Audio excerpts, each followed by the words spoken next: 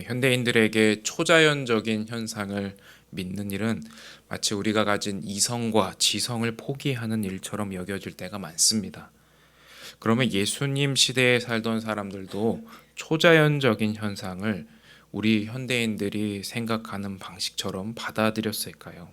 그렇지 않았던 것 같습니다. 우리는 지금 남아있는 여러 고대 작가들의 기록이나 문헌을 통해서 본다면 예수님과 같은 시대에 살았던 사람들이 초자연적인 현상을 어떻게 이해할 수 있었는지 관찰할 수 있는데요. 예수님 시대의 사람들은 세상에는 선한 영뿐만 아니라 악한 영이 도처에 깔려 있다 그렇게 믿었습니다. 그래서 사람들은 이적과 초자연적인 현상이 얼마든지 일어날 수 있다 이렇게 생각했습니다. 실제로 AD 66년까지 생존했던 로마의 작가 페트로니우스의 소설 작품 한 구석에 보면 이런 글귀가 있다고 합니다. 이 지역은 잡신들이 가득해서 사람에게 걸려 넘어지는 것보다 잡신에 걸려 넘어지는 것이 더 쉽다. 그러니까 이런 악령들을 가리켜서 그리스어로는 다이몬 이렇게 불렀는데, 이런 악령을 쫓아내고 선한 영들의 도움을 받는 방법으로 그 당시 때 마술이 많이 행해지기도 했다고 하죠. 그러니까 예수님 시대 사람들은 선한 영의 존재뿐만 아니라 악한 영인 다이몬과 같은 이 더러운 영들의 존재도 함께 믿었다는 사실입니다. 그런데 여러분, 오늘 말씀에 드러나는 문제가 무엇이냐 하면은 종교적인 권력을 가진 서기관들이 예수님을 배척하고 심지어 예수님의 이적과 예수님의 가르침을 가리켜서 귀신의 왕인 귀신의 왕의 힘을 힘입어서 이적을 행한다 이렇게 공격하고 오해한다는 것입니다. 그뿐만 아니라 예수님은 예수님의 가까운 가족들로부터 친족들로부터 예수는 미쳤다 이런 소리를 들으며 오해를 받으셨다는 것입니다. 여러분, 그러면 왜 예수님을 이렇게 사람들이 오해하고 예수님에 대해 이렇게 무지한 말과 행동을 저질렀던 것일까요?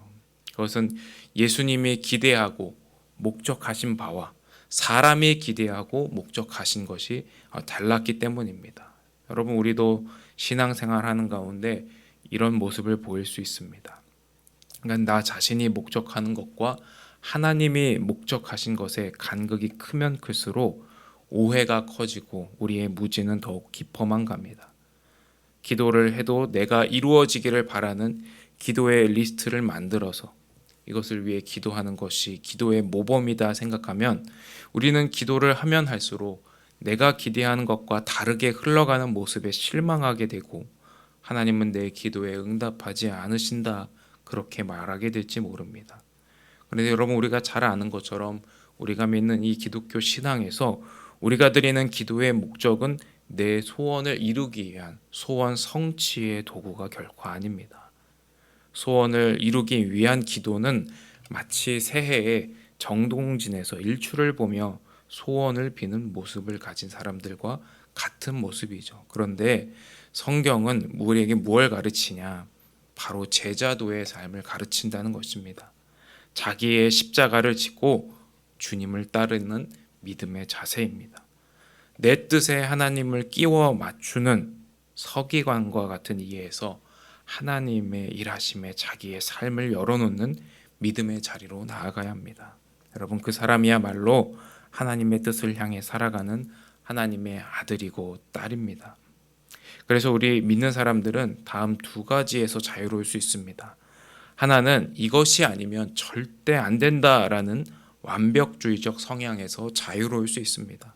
그러니까 내가 이해하고 경험한 하나님, 내가 경험한 신앙의 울타리 안에 하나님을 가두고 또 다른 사람을 규정하고 판단하는 그런 교만에서 내려와서 하나님이 일하실 수 있다, 하나님께 능히 하실 수 있다 이렇게 믿고 고백하며 우리에게 주어진 시간, 우리에게 주어진 환경, 인생을 긍정할 수 있게 된다는 것입니다.